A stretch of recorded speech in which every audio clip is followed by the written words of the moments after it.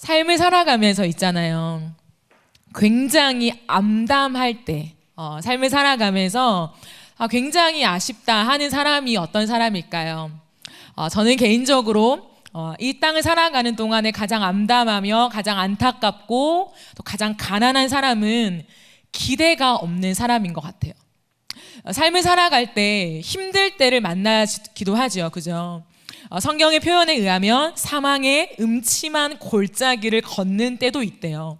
내 마음대로 되지 않을 때도 있대요. 길이 막힐 때도 있대요. 그러나 그런 삶의 상황이 우리를 암담하게 만드는 것이 아니라 기대가 없는 사람, 반대로 말하면 그럴 때라도 기대감이 있는 사람은 살 소망을 가진다는 것이죠. 여러분의 삶은 어떠십니까? 이번 한 주를 살아오면서 여러분의 마음속에 기대감이 있으십니까? 저는 하나님을 믿는 저와 여러분이 그 하나님을 향하여 계속되는 기대감을 가졌으면 좋겠어요. 제가 지난주에도 여러분께 말씀드린 바 있지만 오늘의 이 예배는 오늘만 있는 예배예요. 그럼 그것을 꼭 기억했으면 좋겠어요. 이전에도 없고 이후에도 없을 지금의 시간. 그렇기 때문에 하나님 앞에 기대감과 또 소망을 갖고 나아갈 수 있는 그런 우리의 모습이 되었으면 좋겠습니다. 마스크를 써서 옆에 사람하고 입모양이 잘 안 보이는 너무나 안타까운 시대를 살아가고 있지만 그럼에도 불구하고 우리의 눈이 있잖아요. 그죠? 눈이 살아있으니 옆에 사람하고 한번 쳐다보시면서 우리 이렇게 힘있게 한번 말해봅시다. 하나님을 기대합시다. 시작. 우리 한 번 더 눈빛을 주고받으면서 당신의 삶을 기대합니다. 시작. 네. 여러분의 삶을 기대합니다. 그리고 저는 제 삶도 기대합니다. 우리가 하나님 앞에서 끝없이 기대감을 갖고 나아갔으면 좋겠습니다. 오늘은 제목을 한번 띄워봐 주시겠습니까? 너희 가운데에 기이한 일들을 행하시리라 라고 하는 제목으로 함께 하나님 말씀을 나누려고 해요. 오늘부터 3주 동안에 제가 여호수아 말씀을 나눌 것입니다. 물론 제가 설교 끝부분에 말씀드리겠지만 저희가 이제 이번 여름 시즌에 무엇을 할지를 리더십들과 함께 결정을 했어요. 그래서 그 흐름을 우리가 함께 이제 시작하고 함께 타면서 3주 동안에 여름 사역과 함께 우리가 준비해야 될 것들을 제가 3주에 걸쳐서 말씀을 드리도록 하겠습니다. 오늘은 첫 번째 시간입니다. 오늘 우리가 읽은 여호수아 3장의 말씀은 여러분이 아마 선 지식으로 갖고 있을 수 있습니다. 이스라엘이라고 하는 백성이 하나님이 약속하신 어느 땅입니까? 가나안 땅으로 가는 여정에 있어요. 그런데 그 과정 속에 하나님을 믿지 못한 아주 큰 사건이 등장하여서 이스라엘 백성들은 가나안 땅에 바로 들어가지 못하고 40년 동안 광야에서 지내게 되지요. 근데 그 시간이 끝나고 하나님이 이제 다시 한번 가나안으로 가자라고 하시며 이 백성을 끌고 가나안 코앞까지 와 있는 시점입니다. 그런데 이 백성들 앞에 무엇이 있냐면 요단강이 있는 거예요. 즉 수많은 이스라엘 민족, 우리처럼 이 정도의 공동체가 아니라 성경을 보니까 가장 적게는 60만 명, 그러니까 20살 이상의 남자가 60만 명이니까 우리가 흔히 생각할 때는 한 200만 명, 상상이 안 되지만 엄청 많은 민족이 대이동을 하는 거죠. 그러면서 이제 가나안 땅으로 가려고 하는데 그 앞에 요단강이 있는 거예요. 요단강은요, 폭이 이렇게 강을 건너잖아요. 우리도 이제 강을 잘 볼 수 있는 그런 서울이잖아요. 그래서 강을 보면은 30m밖에 되지 않아요. 그러니까 그렇게 넓은 폭이 아니라는 거죠. 그런데 이 요단강은 시즌이 있습니다. 두 시즌이 있는데 요단강이 우기일 때가 있고 건기일 때가 있어요. 이 날씨가. 근데 건기일 때는 약 30m 정도의 폭밖에 안 돼요. 그런데 우기가 되면요, 헐몬산에 그 눈이 내려서 녹아서 강이 범람하게 됩니다. 그러면 평소에는 한 30m밖에 되지 않는 이 강의 폭이 1km가 돼요.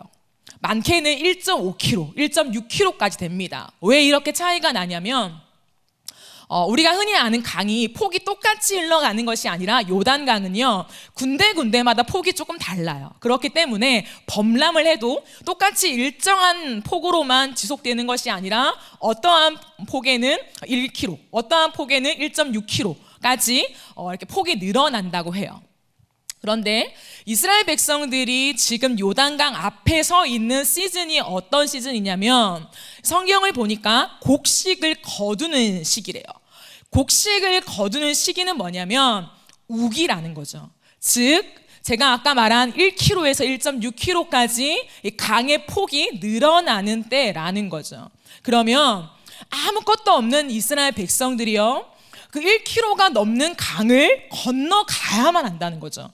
건너갈 수가 없는 거예요. 누가 봐도 이거는 가능하지 않는 그런 상황에 이스라엘 백성들이 지금 도달해 있는 것입니다. 아까 말씀드린 대로 이스라엘 백성들의 인구가 굉장히 많잖아요. 그렇기 때문에 이 사람들이 강을 건너간다 할지라도 많은 학자들은 뭐라고 하냐면 반나절이 걸릴 것이다.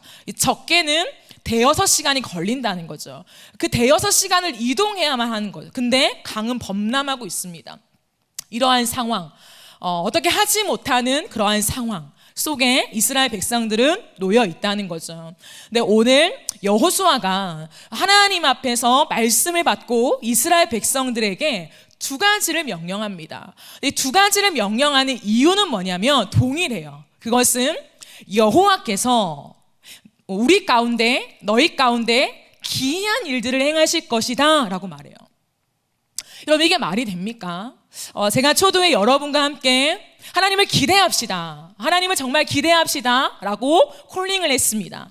그러면 뭐 어떤 상황도 없으니까 하나님을 기대할 수 있지, 하나님을 기대해보자, 파이팅 할 수 있지만, 이스라엘 백성들과 같은 지금 요단을 건너야만 가나안으로 갈 수 있는데 범람하는 시기 속에 갈 수 있는 길이 없다는 거죠. 길이 아예 없어요. 그런데 여호수아는 이제 갓 리더십이 된 거예요. 모세가 죽고 이 암담한 분위기가 이스라엘 백성들 사이에 흐르는데, 새로운 지도자의 여호수아가 갑자기 백성들한테 하나님을 기대하십시오, 하나님께서 내일 우리 가운데 놀라운 일을 행하실 것입니다 라고 말하는 거예요. 백성들의 마음이 어땠을까요? 여호수아는 아주 담대하게 흔들리지 않게 하나님의 음성을 이스라엘 백성들한테 전하고 있다는 것이죠. 그것은 터무니없는 그냥 허상에 맴도는 외침이 아니라 하나님의 약속을 붙잡는 여호수아의 아주 담대하고 거침없는 믿음의 선포였다는 거죠. 하나님께서 우리 가운데 새 일을 행하실 것입니다. 근데 그 새 일은 아주 기이한 일입니다. 이 기이한은 다른 말로 하면 놀라운 일이에요. 하나님이 놀라운 일을 행하실 것입니다 라고 말한다는 거죠. 그럼 그 놀라운 일은 무엇일까? 하나님께서 한 번도 가보지 않은 이스라엘 백성들의 길을 여신다라고 하는 놀라운 일을 말하는 거예요. 이스라엘 백성들에게 여호수아는 두 가지를 명합니다. 첫 번째는 뭐냐면 언약궤 뒤에 서라라는 거예요. 이제 곧 하나님의 명령이 떨어질 것인데 너희는 언약궤 뒤에 서라라고 말합니다. 여러분 생각해 보십시오. 우리는 성경을 읽기 때문에 때로는 그냥 책 안에 있는 이야기로 받아들일 때가 참 많아요. 그렇기 때문에 무언가 이 책에 있는 내용이 우리의 현실로 와닿지 않는 때가 참 많지요. 근데 한번 생각해 보세요. 지금 강이 범람해서 건널 수가 없는, 그냥 10명, 20명이 건널 수 있는 것이 아니라 몇만 명이 되는 한 민족이 건너야 하는 이 위기 앞에 서 있는데, 하나님이 여호수아를 통해 말씀하신 것은 언약궤 뒤에 그냥 서라는 거예요. 여러분 같으면 설 수 있을까요? 언약궤는 무엇이냐면 하나님의 임재를 상징하는 그런 물건입니다. 그 물건 뒤에 서라는 거예요. 제사장들이 언약궤를 메고 백성들은 뒤에 서라라는 것입니다. 오늘 이 말씀 속에 여러분이 꼭 기억해 주셨으면 좋겠는 말이 무엇이냐면 서다라는 거예요. 서라라는 거예요. 우리는 삶을 살아갈 때에 굉장히 때로는 비상한 머리와 계획을 갖고 있는 존재이기 때문에 우리가 어떠한 상황에 당면했을 때 할 수 있는 첫 번째는 우리의 머리를 굴리는 것입니다. 우리의 머리에 계산을 하는 것이죠. 예, 하나님이 새 일을 행하실 것은 압니다. 그건 믿습니다. 그러나 그럼 어떻게? 라고 하는 우리 눈에 보이는 것을 증명하라라는 것으로 우리는 가게 되어 있다라는 거죠. 이스라엘 백성들은 여호수아를 통해서 하나님이 말도 안 되지만 이 요단강을 건너게 하실 것이다, 거기까지는 믿었을 수도 있어요. 근데 그럼 어떻게? 라는 거죠. 어떻게 건널 건데, 어떠한 전략이 있는데, 하나님이 어떠한 사인을 주셨는데 라는 거예요. 근데 여호수아는 그 어떤 것도 얘기하지 않아요. 그저 언약궤 뒤에 서라 라는 거예요. 만만치 않은 믿음에 대한 선포입니다.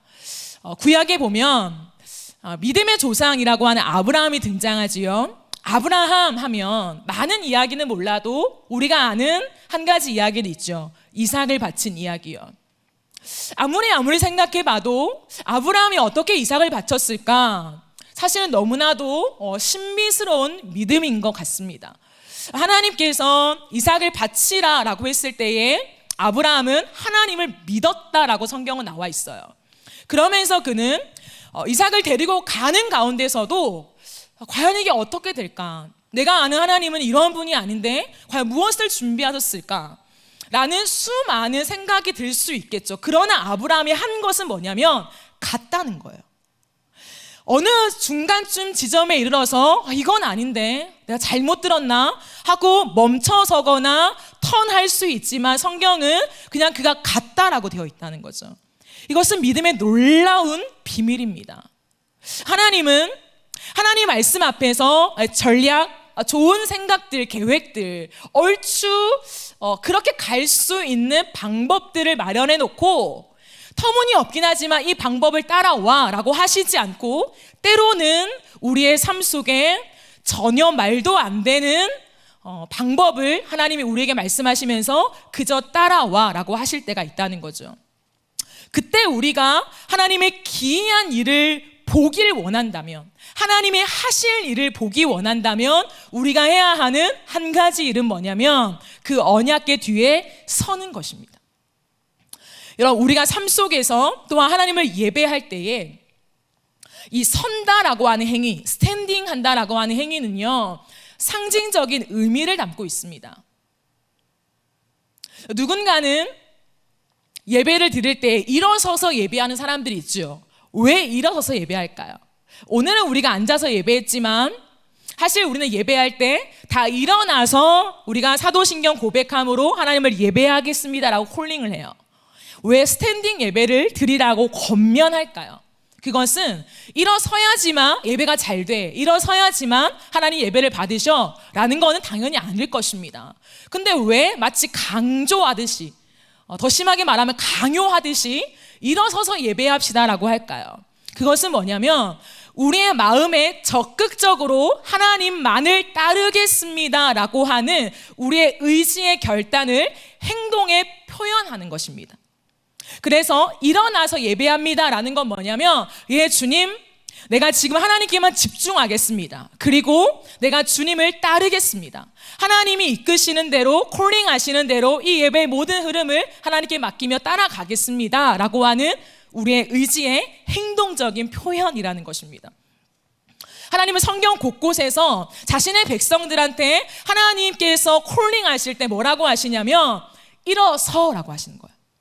이사야에도 60장에 일어나라 빛을 발하라, 일어서다라고 하는 표현을 쓴다는 거죠. 그것은 육체가 앉아있는데 일어나 라고 하는 의미가 아니라 상징적인 의미가 있다는 거예요.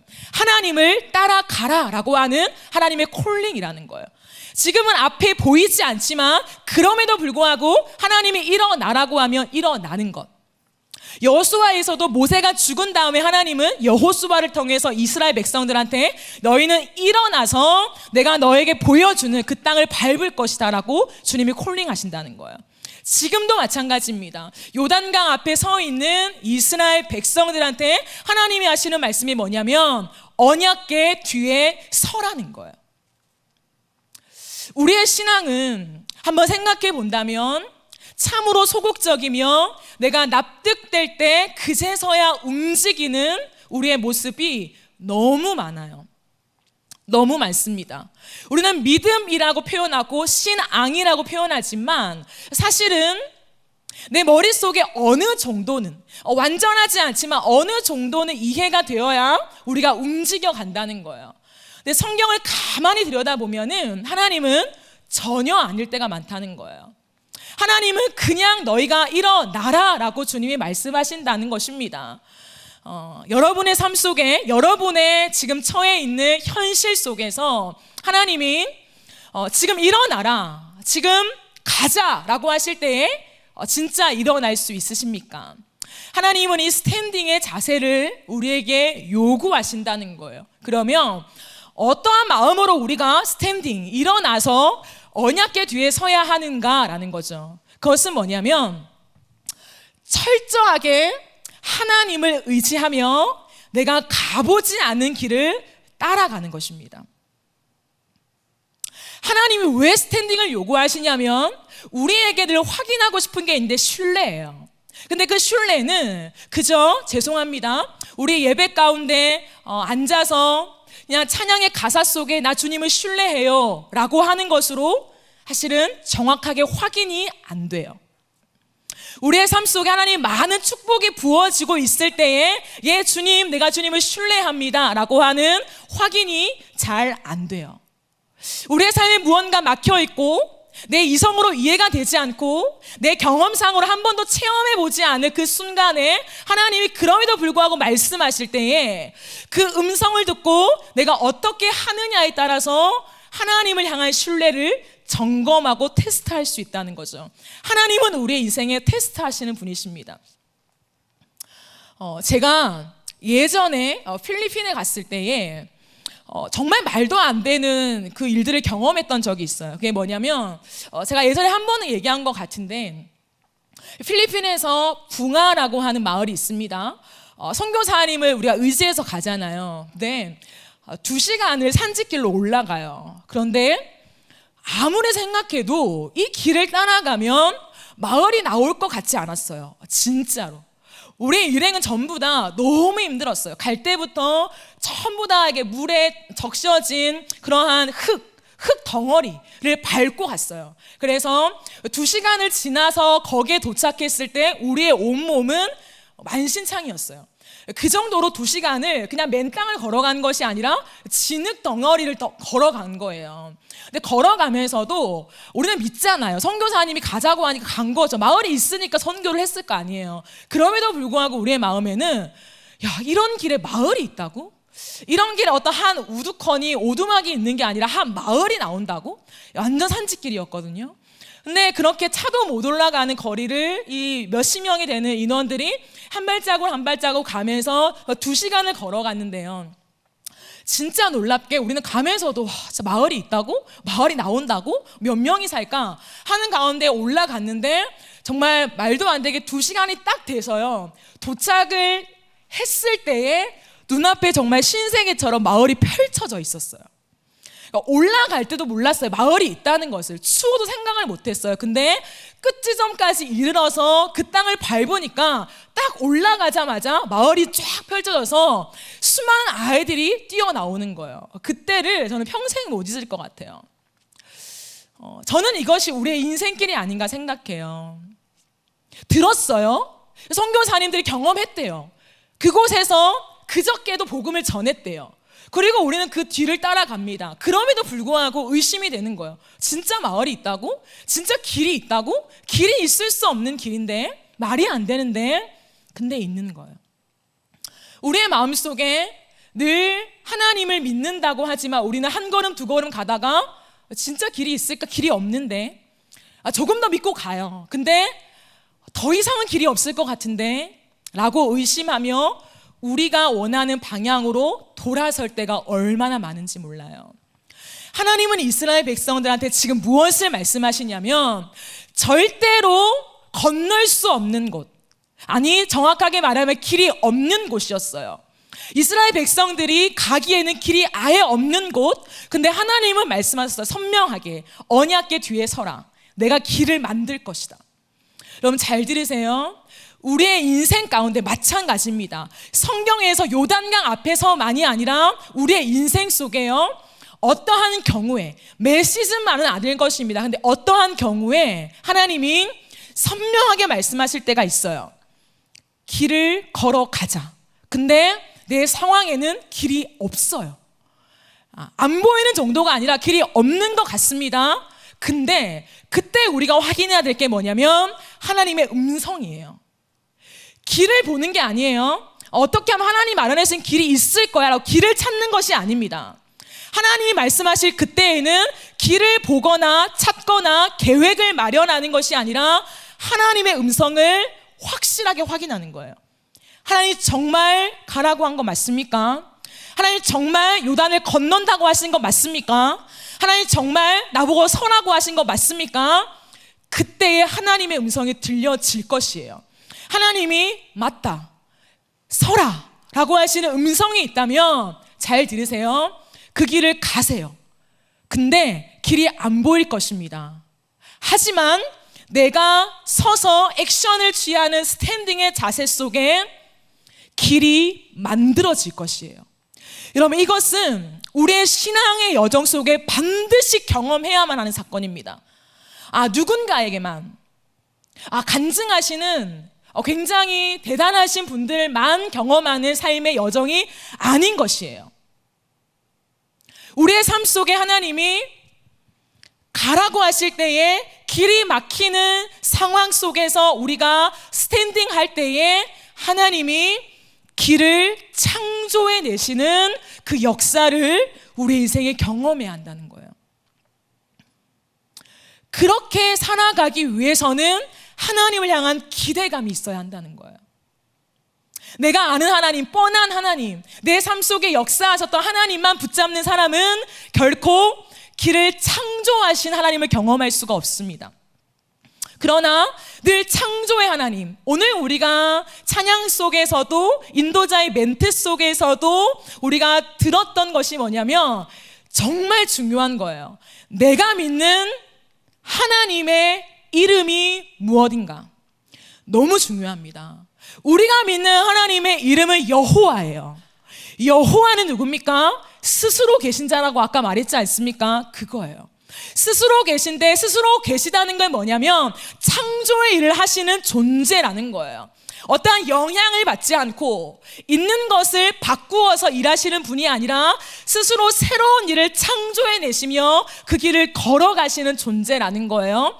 그렇기 때문에 하나님은 하나님의 백성들한테 듣고 싶고 받고 싶은 고백이 있어요. 그건 뭐냐면 하나님은 창조주이십니다. 하나님은 오늘도 길을 내시는 존재이십니다. 하나님은 오늘도 불가능을 가능케 하시는 존재입니다. 하나님 그 방법은 저는 모르겠습니다. 그러나 하나님이, 창조주 하나님이 스스로 계신 여호와가 그렇다고 하시니 하나님, 내 삶을 다하여 하나님을 신뢰하며 걸어가겠습니다. 이거예요. 이것을 인생에 경험해 보지 못한 사람들은 날마다 신앙이 흔들린다는 거예요. 그렇기 때문에 여러분 마음 가운데 오늘 소원이 있어야 돼요. 소원이 뭐냐? 기도 제목이 뭐냐? 이거예요. 하나님, 내 삶 속에 새 일을 행하여 주십시오. 하나님, 내가 가보지 않는 길, 길이 없다고 생각하시는 그 길로 하나님이 나를 콜링하신다 할지라도 하나님, 나 하나님을 믿고 스탠딩 하겠습니다. 내가 언제나 주저앉아서 계산만 하는 사람이 아니라 그냥 일어서겠습니다 라고 하는 거예요. 여러분, 그렇기 때문에 예배 가운데 스탠딩 하는 훈련을 하는 것은 굉장히 중요한 것입니다. 하나님, 주님을 따르겠습니다. 하나님, 내가 다 이해하고 납득하고 내가 그렇게 갈 수 있는 내 삶의 고백이 있으니까 가겠습니다가 아니라 매 순간 그저 일어나는 훈련들, 하나님 앞에 손을 드는 훈련들, 그게 예배 훈련이 될 때에 삶이 그렇게 살아가지는 거예요. 두 번째가 있습니다. 하나님이 여호수아를 통해서 이스라엘 백성들한테 언약궤 뒤에 서라 라고 한 것 말고 한 가지 더는 5절 말씀이에요. 5절에 이렇게 말합니다. 너희는 자신을 성결하게 하라 라고 말해요. 여호와께서 내일 너희 가운데 기이한 일을 행하실 것이다. 그러니 너희를 성결하게 하라. 이것이 두 번째입니다. 여러분, 참으로 이상한 일이지요. 요단을 건너야 하는 정말 조급하고 급박한 긴급한 상황 속에 놓여 있다는 것이죠. 근데 하나님이 일하신대요. 근데 하나님이 이스라엘 백성들한테 요구하신 게 뭐냐면 성결이라는 것입니다. 이것은 하나님 안에 담겨 있는 비밀입니다. 이 비밀이 뭐냐면 하나님은 오늘도 일하시며 오늘도 역사하시는데 누가 하나님의 일하심과 역사를 경험할 수 있느냐?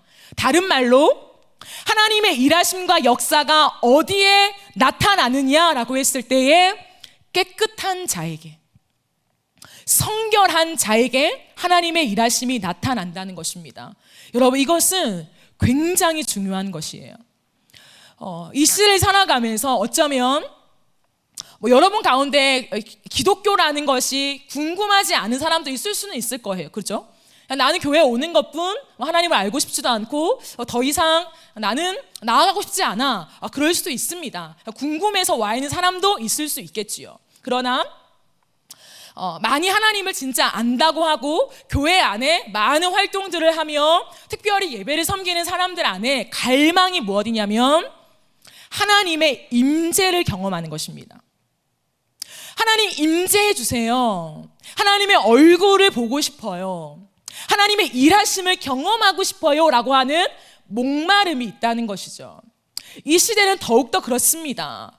하나님 예배를 회복시켜 주세요. 우리 안에 그 순수한 고백이 터져 나오게 해주세요 라고 하는 끝없는 갈망이 있다는 것이죠. 근데 왜 하나님의 강력한 역사가 나타나지 않는 것일까요? 이건 만의 이유는 아니지만 아주 강력하고 아주 중요한 이유는 뭐냐면 하나님의 비밀을 온전히 깨닫고 살지 못하는 것인데 그게 성결함이라는 거예요. 우리는 압니다. 하나님이 강한 자를 쓰시는 게 아니에요. 하나님은 말을 타고나게 잘하는 자를 쓰시는 게 아니에요.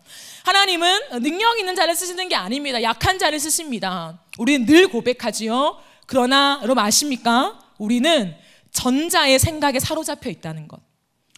말로는 하나님은 약한 자를 쓰십니다. 그러나 우리는 더 타고나게 탄탄하게 준비해야만 하나님이 역사하실 거야. 우리의 실제 모습을 보면 말과 행동이 얼마나 다른지요. 그러나 정확한 건 뭡니까? 말이 아니라 내 발이에요. 내가 어떻게 하고 있는가. 이 시대 속에 하나님은 정결한 자를 원하십니다. 왜냐하면 하나님이 신약의 기가 막힌 말씀이 뭐냐면 산상수훈이에요. 근데 그 산상수훈 말씀에 마태복음 5장 8절을 보면 우리가, 이 죄악된 우리가 하나님을 볼 수 있는 은혜가 있다라고 선언하세요. 하나님을 볼 수 있다. 물론 육체 눈은 아니죠. 하나님이 살아계심을 경험할 수 있다는 것입니다. 근데 그 비결이 무엇이냐면 마음이 청결한 자는 복이 있나니 하나님을 볼 것이요. 마음이 깨끗한 자, 마음이 정결한 자. 이 성결이라고 하는 원어는 카다슈입니다. 카다슈는 뭐냐면 잘라내다입니다. 부정한 것을 잘라내다, 거룩하지 않은 것들을 잘라내다라는 뜻입니다. 즉 우리의 삶 속에서 하나님이 기뻐하시지 않는 죄악들을 진짜 잘라내며 주님 앞에 나아가는 사람에게 하나님이 임재하신다는 거예요. 여러분 착각하지 마세요. 하나님은 모든 사람을 사랑하십니다. 맞습니다. 하나님은 모든 죄인들을 끌어안으신다. 맞습니다. 그러나 잘 들으세요. 하나님의 사랑은 죄인들을 끌어안는 사랑이기는 하지만 하나님이 강력하게 임재하실 때에 죄악을 끊어내도록 요구하세요. 그리고 그 이후에는 하나님이 하나님의 임재가 부어질 때에 너희의 마음을 깨끗하게 해야 한다라고 명령하세요. 왜 명령하실까요? 우리에게 예수님을 주셨기 때문이에요. 즉 우리 안에서 끊어내지 못하는 죄악이 있을 때, 예수를 알지 못할 때는 우리 스스로 끊어내지 못했습니다. 그렇기 때문에 주님은 모든 죄인들을 끌어안으십니다. 그러나 예수를 선물로 주신 다음에는 우리 안에 계신 성령께서 우리의 죄악을 찌르세요. 이거 하나님 싫어하셔. 이거 하나님 부정하다고 하셔. 라고 하실 때에 우리가 예수님의 십자가 앞으로 나아가서 철저하게 그 보혈을 의지하며 우리의 의지를 다해서 죄를 끊어내야 하는 것이에요. 그 죄를 끊어내며 주님 앞에 엎드리는 사람에게 하나님의 강력한 임재를 부어주신다는 것이에요. 누가 이 성결함을 가질 것이냐예요. 수많은 밴드와 화려한 얘기들, 여러분이 알아듣는 쉬운 예화들 속에서 하나님을 만날 수가 있죠. 그러나 강력한 하나님의 임재, 설교자도 배제하고 인도자도 배제되어지고 우리의 언어나 우리의 분위기로가 아니라 하나님의 강력한 임재가 부어지는 것이 있는데, 그건 누가 경험하느냐? 우리의 몸과 마음을 깨끗하게 한 그 사람과 공동체 가운데 하나님이 임재하신다는 거예요. 민수기 말씀을 보면 하나님께서 이스라엘 백성들한테 임재하실 때 너희의 몸을 깨끗하게 하라는 말씀이 있어요. 출애굽기에도 하나님이 시내산에서 주님의 임재를 드러내실 때에 너희는 너희 자신을 거룩하게 하라는 말씀이 있어요. 그건 뭐냐면 하나님이 임재하시는 비결이라는 거예요. 여러분, 정말 죄송한 얘기를 하나 한다면, 제가 설교자잖아요. 설교자가 설교를 할 때 죄를 갖고 설교할 수도 있죠. 당연하다는 얘기를 하는 게 아닙니다. 설교자가 설교를 할 때 죄를 갖고 설교할 수 있죠. 왜? 여러분들은 모르니까. 여러분들 모르잖아요, 내 죄를. 근데 그 설교자의 설교가 아니라 정말 하나님 앞에서 이 설교를 준비하기 전에 삶을 정리하고 마음을 깨끗하게 하고 하나님이 임재하시는 거룩하고 빈 그릇을 준비하는 설교자가 섰을 때에 그 사람이 말하는 정확하고 아주 우리 귀를 달콤하게 하는 언어가 아니라 왜인지 모르지만 가슴이 뜨거워지는 역사가 일어나는 거예요. 별말한 거 아닌 것 같아요. 뭐 독특한 표현, 어휘적인 탁월함이 없는 것 같지만 무언가 하나님이 내 마음을 끄는 것 같아요. 그게 하나님의 임재를 경험하는 거거든요. 폭발적으로 회개하고 하나님 앞에 눈물 콧물 다 쏟는 임재도 있지요. 그러나 내 가슴에 무언가 꿈틀거리게 만드는 거, 내 정신을 차리게 만드는 무언가에 하나님이 인사이트를 주시는 거, 그게 임재거든요. 그 임재, 그것은 깨끗한 자가 섰을 때에 하나님 주시는 선물이라는 거예요. 찬양팀도 마찬가지입니다. 우리가 하나님 앞에 나아가는 모든 대리자들은 하나님을 대신하는 거지 우리 자체에게 능력이 있는 게 아니에요. 하나님의 것들이 담아서 나가려면 깨끗해야 하나님의 거룩하심이 그대로 비추어지는 것이라고 성경이 말하고 있는 것이에요. 그렇기 때문에 여러분이 설교자를 위해서 기도해야 하는 의무가 있는 것이에요. 오늘 하나님은 이스라엘 백성들한테 하나님의 기이한 일들이 분명히 있을 것인데 그것을 경험하려면 너희 자신을 성결하게 하라. 너희의 겉에 육체의 절제, 금욕 뿐만 아니라 너희의 마음을 깨끗하게 하며 지금 너희가 누구 앞에 서 있는지를 기억하라 라고 하는 거예요. 이 두 가지를 주님 명령하셨습니다. 그러면 기이한 일들이 일어날 것이다 라고 말씀하세요. 근데 여러분 보세요. 우리가 1차적인 의미에서 기이한 일은 뭐예요? 요단강이 진짜 갈라져요. 이후의 말씀 한번 읽어보세요. 기적처럼 홍해가 갈라지듯이 요단강이 갈라져서 마른 땅으로 건너게 된다는 거죠. 근데 여러분, 하나님이 기이한 일을 행하시는 목적이 무엇일까요? 왜 홍해를 가르고 왜 요단강을 갈랐을까요? 왜 이런 기적을 일으키실까요? 가나안 땅에 들어가기 위함이죠. 그러면 가나안 땅에 들어가는 목적이 무엇일까요? 여러분 생각해 보세요. 이스라엘 백성들이요 요단강을 건너요. 기적처럼 하나님 마른 땅을 건너게 하신다고요. 근데 그 마른 땅을 건너는 기적을 체험하며 수만 명의 민족이 대이동을 했어요. 그리고 가나안 땅에 들어가요. 기다리고 있는 게 뭔지 알아요? 피해 전쟁이에요. 피해 전쟁. 그 피해 전쟁을 위해서 요단을 가르고 와야 돼요. 성결하게 하면서. 왜일까요? 그 피해 전쟁을 치른 다음에 하나님이 진짜 주고 싶은 게 무엇일까요?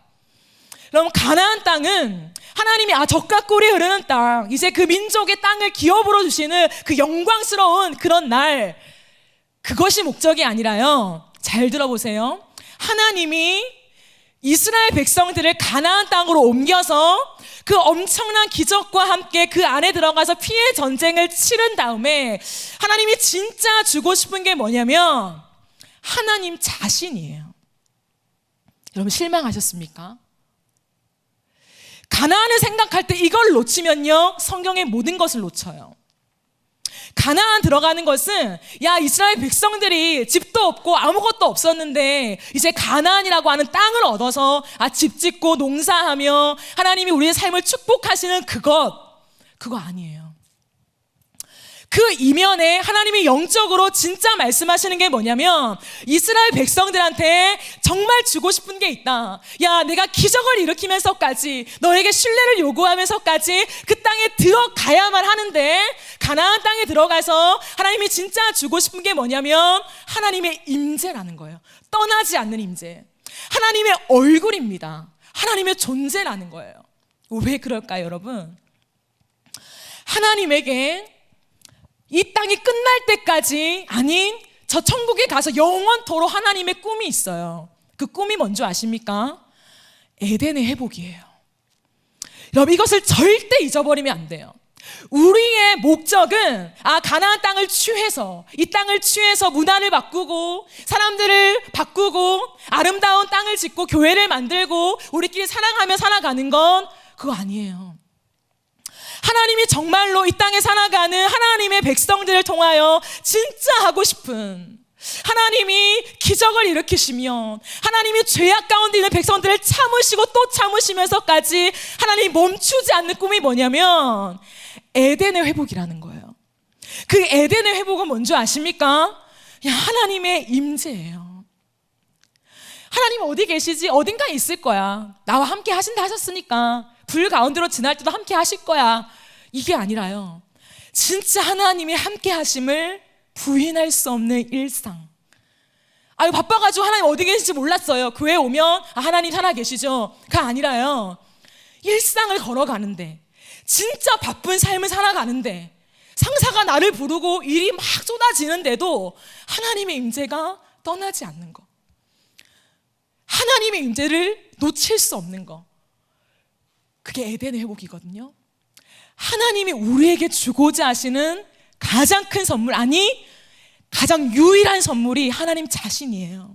하나님은 이스라엘 백성들한테 얘들아 가나안 가자, 거기 가면 정착할 수 있어, 이제 너희가 떠돌이 생활 안 해도 돼. 그게 아니에요. 내가 회복하고 싶은 게 있어. 왜 떠돌았을까요? 왜 광야를 지났을까요? 왜 그들은 정착하지 못했을까요? 하나님과 관계가 깨어졌기 때문이에요. 하나님이 그토록 회복하고 싶은 게 뭐냐면 관계를 회복하여서 마치 사랑하는 사람이 마음을 확인하며 관계를 설정하면서 이제 부부가 되어서 한 가정을 이루어 그것을 기업으로 하며 살아가는 것, 그것처럼 이제 우리의 관계를 회복하자. 우리의 관계를 회복해서 우리의 집을 만들자. 우리의 나라를 세우자. 우리가 영원토록 사랑할 그곳을 세우자. 우상이 없는, 하나님이 통치하시는, 하나님의 임재만 있는, 하나님의 사랑만 있는 그 나라 다시 세우자. 그게 하나님 나라예요. 가나안 땅은 하나님 나라를 세우고 싶은 하나님의 절규예요. 절규, 포기할 수 없는 절규, 창조주 하나님이 빼앗길 수 없는 유일한 꿈, 그것은 우리와 함께 사는 거예요. 그것이 가나안의 궁극적인 이유입니다. 왜 오늘 우리가 새 일을 행하실 주를 바라봐야 할까요? 왜 우리가 오늘 기이한 일을 행하실 주를 바라봐야 할까요? 그 끝에 하나님의 임재가 있다고요. 그 끝에 하나님 자신이 있다고요. 만약에 이 설교를 듣고 난 그 길 안 가고 싶어요, 그러면 피해 전쟁, 수많은 역경과 환난을 겪으면서 겨우 얻는 게 하나님입니까? 그럼 가지 마세요, 여러분. 왜냐하면 그건 변하지 않는 목적이에요. 그 끝에는 하나님밖에 없어요.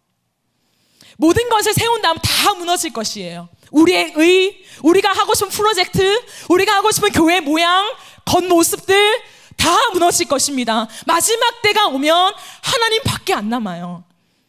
그렇기 때문에 주님은 이 여정 속에 하나님을 신뢰하는 맛을 보게 하는 거예요. 와, 하나님이 기적을 행하시네. 하나님이 내 기도를 들으시네. 와, 하나님이 살아계시네. 하나님이 신실하게 인도하시네. 없는 것 같은데 살아계신다. 너무 신기하다. 창조주가 계시긴 한가 봐. 아, 그 주님을 소유하고 싶다. 아, 그 주님을 사랑하고 싶다. 나를 떠나지 않는 주님과 영원토록 함께하고 싶다. 그 마음을 가질 수 있도록 여정을 만드시는 거예요. 그게 이스라엘 백성들의 여정이었어요. 사랑하는 청년 여러분, 여러분 무엇을 원하십니까? 무엇을 기대하십니까? 하나님이 기이한 일을 행하신다고 했을 때에 여러분이 생각나는 게 무엇입니까? 근데 죄송해요. 하나님은 우리의 삶에 많은 일들을 행하실 것입니다. 실제적으로. 그러나 그것이 궁극적인 목적이 아니라 그것을 통하여 하나님 자신의 임재를 우리에게 주고 싶은 것이에요. 인생은 하나님의 얼굴을 마주하게 될 때에, 하나님의 임재를 경험하게 될 때에 삶을 살아갈 목적이 생겨요. 그게 유일한 목적이에요. 그렇기 때문에 사망의 음침한 골짜기를 만날지라도 두려워하지 않는 것이에요. 내가 기대한 대로 삶이 펼쳐지지 않는다 할지라도 내 마음이 무너지지 않는 것이에요. 하나님을 신뢰하며 걸어가는 것이에요. 사랑하는 여러분, 이번 여름에 저는 바울 캠프를 여러분과 함께 하길 원합니다. 예, 기존의 수련회와 별 다를 바는 없죠. 형식은 비슷합니다. 그러나 저는 강력한 하나님의 임재를 우리가 구했으면 좋겠어요. 아니, 찾았으면 좋겠어요. 하나님을 매달렸으면 좋겠어요. 이후에 우리가 동영상을 통해서도 살펴보겠지만 바울은 강력한 하나님의 임재를 경험하고 그의 인생이 완전히 바뀌었어요. 완전히. 근데 저는 저와 여러분이 바울이 되길 원해요. 바울처럼 선교사가 됩시다, 이것이 아니라요, 바울처럼 강력한 하나님을 만나서 부인할 수 없는 예수를 고백하게 되는 인생, 그것이 나의 사랑이요 내 인생의 목적이 되는 그거 하나님이 정말 주고 싶은 거거든요. 근데 제 마음속에 그런 감동이 왔습니다. 그냥 하나님이 역사하실 거예요, 여러분 기대합시다가 아니라, 부족하지만 제가 주님 앞에 엎드려 기도할 때에 하나님이 우리 가운데 새 일을 행하고 싶어 하신다. 하나님이 우리 가운데 기이한 일을 행하고 싶어 하신다. 근데 그게 뭐냐면 하나님의 강력한 임재예요. 하나님을 더듬어서 아는 것이 아니라 어딘가에 계실 거야가 아니라 하나님은 계신다. 하나님은 내 사랑이시다. 하나님은 내 존재의 이유이시다. 하나님은 내 삶의 목적이시다 라고 선포할 수밖에 없는 그 강력한 임재를 경험하는 것, 그것이 이번 여름이 될 것이에요. 저는 확신합니다. 그러나 두 가지가 필요한 것이에요. 언약궤 앞에 서는 거. 누가 이 하나님의 콜링 앞에 내가 이 시대 가운데 내 임재를 이 공동체 가운데 쏟아 부을 것이라고 하는 하나님의 음성 앞에, 예 주님 어떻게 하실지 모르겠지만, 하나님 나 같은 자를 만나주실지 모르겠지만, 그런데 주님 제가 그 언약궤 뒤에 설 것이에요. 하나님 제가 그것을 기대할 것이에요 라고 누가 말할 것인가? 두 번째는 누가 성결함을 준비할 것인가? 하나님 내 힘으로 죄를 끊을 수는 없어요. 그러나 남은 2주 동안에 내 자신을 성결케 할 것이에요.